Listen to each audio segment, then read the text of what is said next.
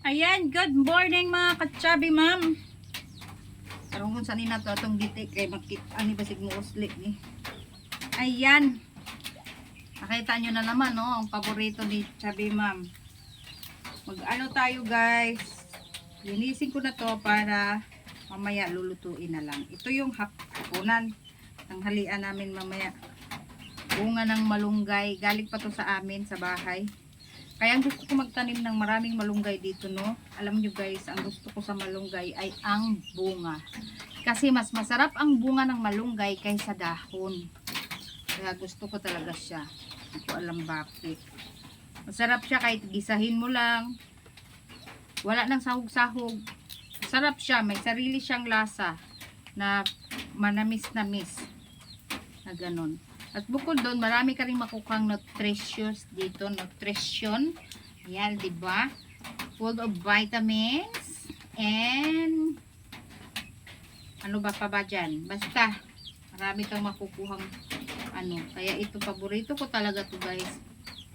Pag ganitong mga season na tag-ulan, putang December, wala na masyado ito.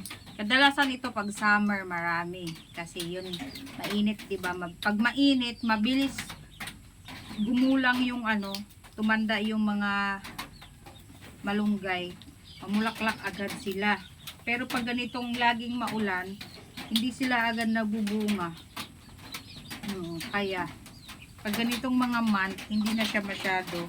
Madalang na lang, paminsan-minsan na lang. Hindi katulad pag summer, laging madaming bunga.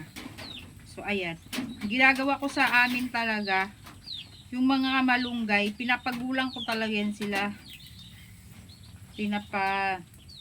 mature ko yung mga ano sanga para mag-produce sila ng maraming bunga. Ayan, kasi ang gusto ko talaga sa malunggay ay ang bunga. Ang tawag ng iba nito, troso. Troso ang tawag nila kasi parang troso. Tapos puputulin mo lang.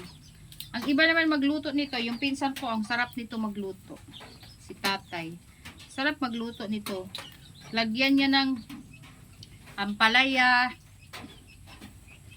talong, okra, tapos malalaking hiwa ng manok. Ang sarap niya magluto nito guys. Pero ako, simple lang, lagyan ko lang siya, minsan dubuhin ko lang siya, lagyan ko lang siya ng oyster, okay na yun. Tapos, minsan naman, sinasahog ko siya sa lauoy, ganun.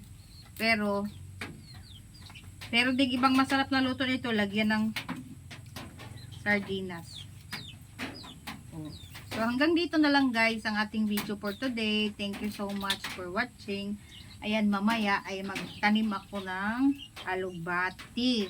Ayan, see you in my next video. Bye, bye, bye, bye, bye. Thank you so much.